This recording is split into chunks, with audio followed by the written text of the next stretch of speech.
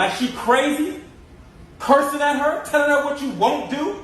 You won't clean your room? You won't do what you want to do? And you talk to your mother like that? Like you tough? Do you think you tough, little man? Talk to me like you talk to your mother. Talk to me. You think you tough, don't you? Boss up on me. Cuss me out. Tell me you ain't gonna do what I say do. I dare you. I dare you. You ain't gonna do it to me? Why you do it to her? Why you talk to her disrespectfully? Why? Little boy, answer me. Why do you talk to your mother disrespectfully? You don't know why you do it. Today I'm gonna help you find out why. And today it ends. Today it ends. Do you understand? You will not call your mother out of her name ever again. Woo! Get that boy right. Yo, shout out to this veteran for coming through and helping out with this young man. I don't know what it is about young boys, but they have this tendency to buck up at their mothers. But you'll notice they don't do that to other men. It's a different kind of energy. That's why fathers are so important. Now, if the father was around and present, she wouldn't have to call another man to discipline her son. But I don't want to make assumptions that the dad is a deadbeat. He could have passed away for all we know. But fellas, this is why it's important to stay in your child's life. I tell you something, daddy love and mama love ain't the same. Your child can go in the basketball game and play 75 minutes and get 2 points, and you're gonna be like, that's my baby. When he get in our house, we're like, boy, if you're gonna be out there that long and don't do nothing, sit your butt down. This ain't what God birthed you to do. If God is a father, then let me tell you how he loves. Those whom he loves, he chastises. You gotta understand the difference between punishment and love. Some love says, I'm not letting you get away with it. Some love says, you are better than that. Some love says, let me call you on the carpet. And if it means our relationship is a little rocky for a few weeks, then it's okay if I'm securing your future. So stop calling your husband mean and just call him a man. And when you have been born into a home where there wasn't one, you don't recognize one when you see one. So when you don't recognize a man when you haven't seen one, then the only definition of man you can come up with is the one that was given to you by somebody who came before you. Most people who define men define it from their pain, not their intellect. That's a bar. Parents got to understand that boys tend to need tough love. And the reason for that is the world isn't going to go easy on them. So if you go easy on your son, you're actually doing a disservice to him. You're weakening him instead of making him stronger. So when he gets older and he has to go out into the real world and he starts folding under pressure, society's going to look at him like, yo, what's wrong with you? You're a man. You should be able to handle this. This is why you have to push your sons. You have to challenge them. So moms, when you see dad giving your son a little bit of tough love, don't get in the way. Because he knows what it takes to be a man and you don't. Men are not born, they're built. But you will be father? Yeah, in March. And what do you think the best gift a father could give a daughter is? Unwavering stability, the Rock of Gibraltar, unmovable, unshakable. I think of it this way. I think it's true for men and women. When a little kid goes to a park and they've never been to a park before and they see a bunch of little kids playing and mommy and daddy are right here. They go out 2 or 3 steps, then they get scared and they come back. And they grab the hand, and the hand is there. And then they go out a little bit further and they take 10 steps. And then they get scared and then they come back. And they grab for the hand and the hand is there. That's a parent.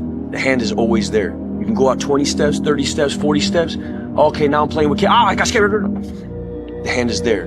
That's what God gives me. That's what a good parent gives their child. The hand. I'm always here. No matter what, I'm always here. That's the gift that I always wanted from my parents that I hope to give to my child is stability, is to be a rock, an unmovable, unshakable, forever love, unjudgmental hand. I'm always here. Shia been dropping them gems lately. I was taught that you should allow your kids to move as independently as possible.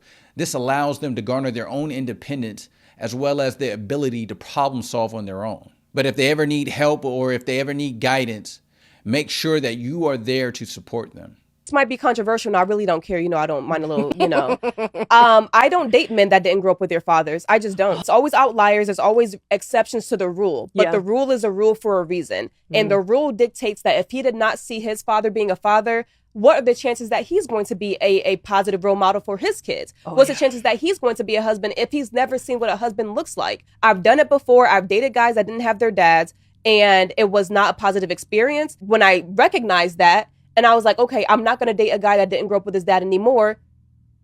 Positive. And that's the thing too. I think so many women are so afraid of setting a standard because it's going to eliminate a lot of men. But it doesn't matter if it eliminates most men, because you're not dating or marrying most men. You're only dating or marrying one man. I think elimination is your best tool. Have high standards so that you eliminate most. So then you don't have to go through your entire 20s, your 30s, dating every single man. It's an important standard, and I love that it's your preference.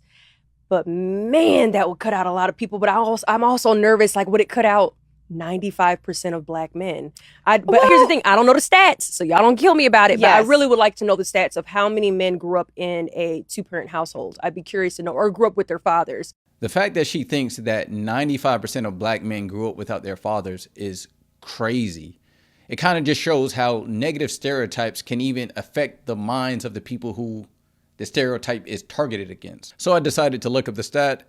In 2023, 47.5% of black children in the United States live without a resident father, which is the lowest proportion since 1973. Now, this just means the father was not living in the home, so we can't really account for the fathers who are present but not living in the home. Look, I'm not going to knock her for her standard. As she mentioned in the video that she had some bad encounters in the past, and that's why she thinks this way. But what I have noticed in some men is that those who are raised without fathers turn out to be excellent fathers because they didn't want their kids to grow up in the same environment that they did. But what I will say is, even if the father was not around, the question I would ask is, did he have another father figure present? Whether it was an uncle, a coach, a friend of the family, because I think that makes a big difference. Now, if a man grew up with no father figure in his life or no positive male role model, then yeah, I would say that's a red flag. Or at the very least, that's a bright yellow flag. So proceed with caution. It's a break generational curses. Quit yelling at your kids before they go to bed and expect them to sleep well. Quit yelling at your kids in the morning right after they wake up before school and expect them to have a good day. You set the tone for your children. You set the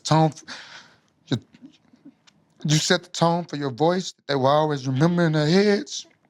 You become their inner voice. Don't be their inner critic. Speak life, speak love, speak bravery, kindness and hope. Speak wisdom and truth. Most of all, listen to your children. I never had none of that. I get that to mine. And that's my number one priority. I follow that. That's how I break it. And, so when I do it, I live it. I live it. Who is someone that you genuinely love? Probably say my dad. And would you be down to call him real quick and tell him? Sure. Yo, yo, yo. Hey, Dad, how are you? Hey, good, how are you? What's up? I just wanted to say I love you. I love you too. I just want to call and say I love you. You love me? Just wanted to. Came up. Okay.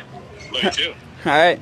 I'll see ya. Don't be too proud to tell your parents you love them. And don't forget about dad either. I know he doesn't seem like he needs the adulation, but trust me, it means everything to him. Isn't it weird how a father gives you his whole world while asking for nothing in return and you don't even notice it? Because they give but don't receive. They care but rarely show it. And they love but expect nothing in return.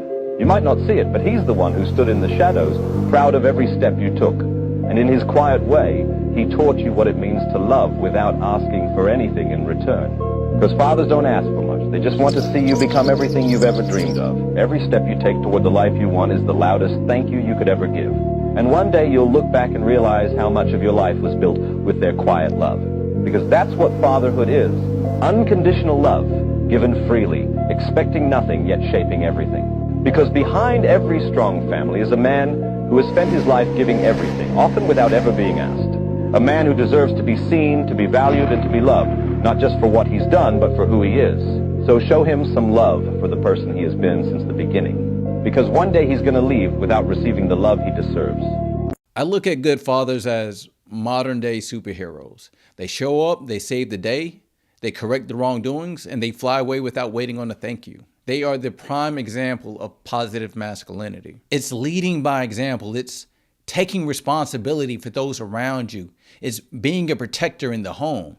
And it's also providing to make sure that those around you have just what they need. Everything that makes a man is right there.